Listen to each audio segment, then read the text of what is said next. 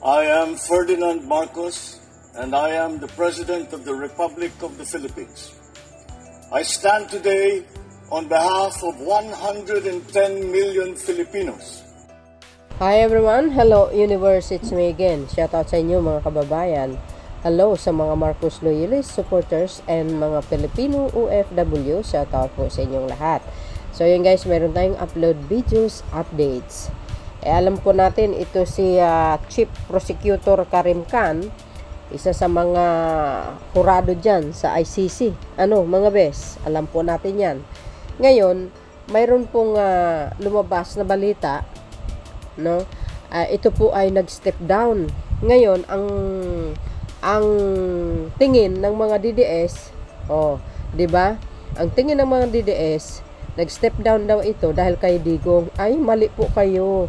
Ito guys, no, dahil marami din nang nag-message sa atin, bibigyan ko rin ng reaksyon. Well, ako kasi pagtungkol sa mga dito, simple lang yung reaksyon ko, pero talagang ano yan, facts na talaga, mga kababayan. Ibig sabihin, talagang may katotohanan at basihan. Simple lang ako mag-react, pero yung source naman natin, talagang solid naman, no? So, dahil dito, mga kababayan, medyo linawin natin ng konti. Hindi po nag-step down si Chief Prosecutor Karim Khan, no, dahil kay Digong. 'Di ba mayroong nababalita na hiniling ng mga judge, no, ay yung mga abogado sa kampo ni Digong na dapat tanggalin yung dalawang prosecutor. Hindi naman ho pwede yun. 'Di ba? So, ang pananaw ng mga DDS, itong si Chief Prosecutor Karim Khan nag-step down dahil daw kay Digong, dahil doon sa hinihiling ng mga abogado ni Digong. Ay, mali po kayo, maling-mali po kayo. Ito, basahin po natin para kompleto, detalyado, para malinawan po ang lahat, okay?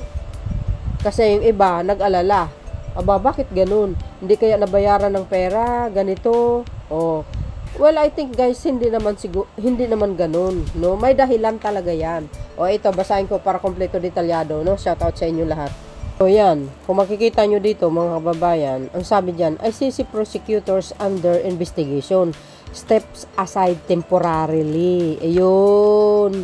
Itong mga dilis na ito, kung ano yung mga palabas nyo. Puro kayo naman fake news. Ano ba yan?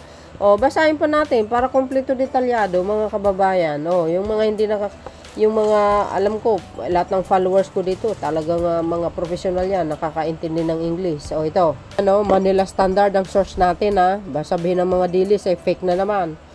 Just in, International Criminal Court, which is ang ICC, Chief Prosecutor Karim Khan will step aside pending the conclusion of an internal probe into a misconduct allegation against him, his office said Friday. Agay.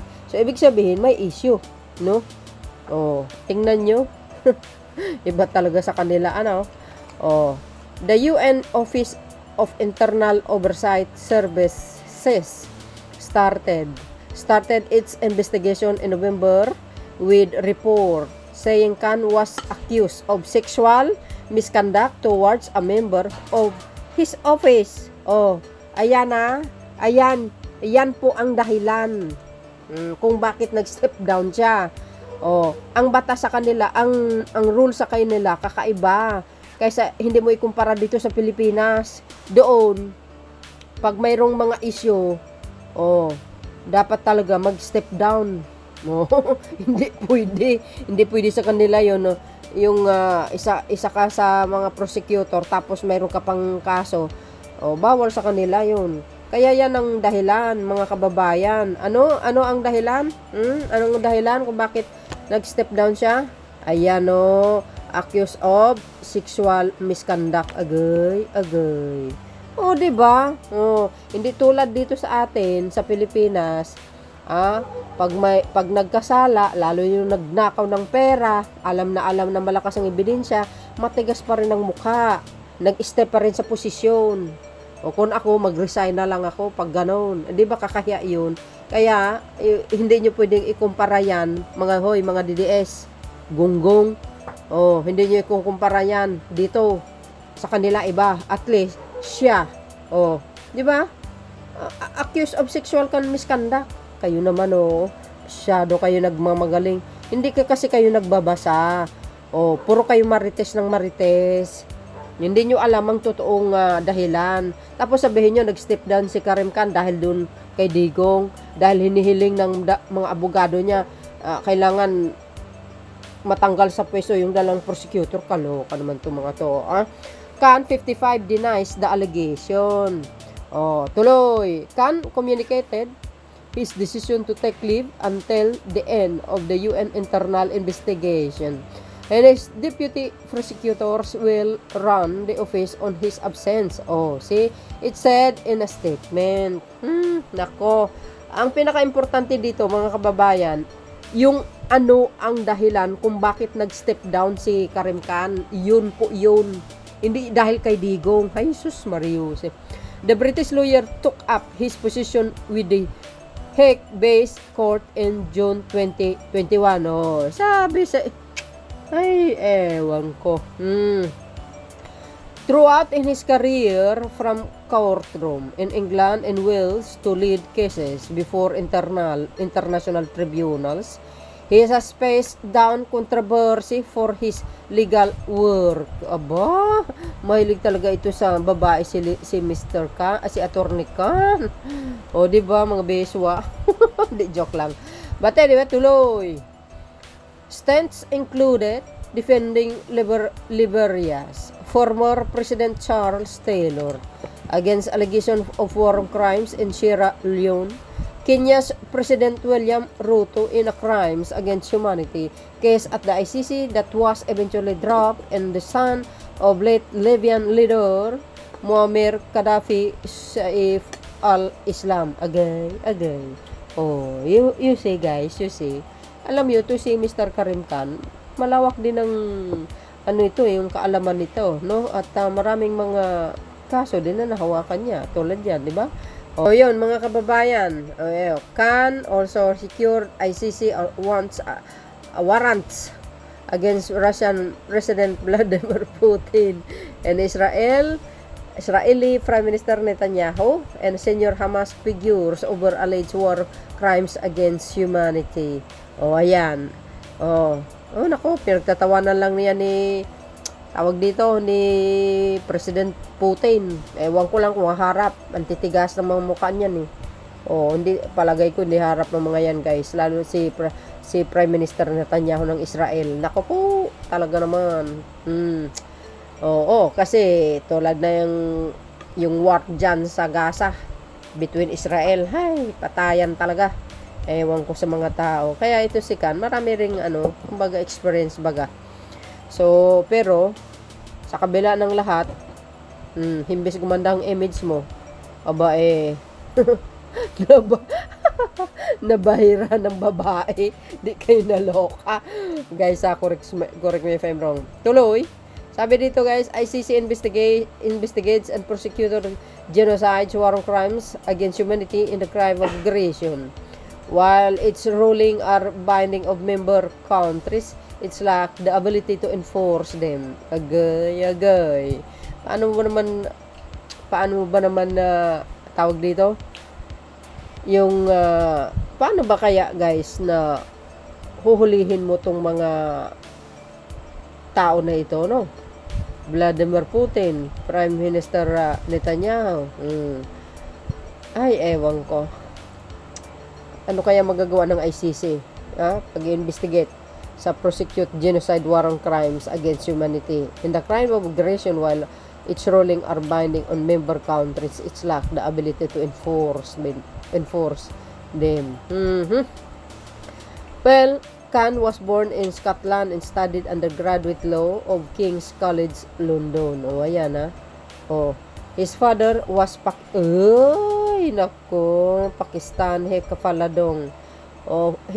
His father was Pakistani, his mother British, and he is the member of the minority Ahmadiyya Muslim sector. Agay. Kaya pala Khan ang apelyido guys, kasi ang papa niya pala Pakistani. Ay, kaya pala nagtataka nga ako, bakit Khan? Ito ba Chinese or Kaya pala.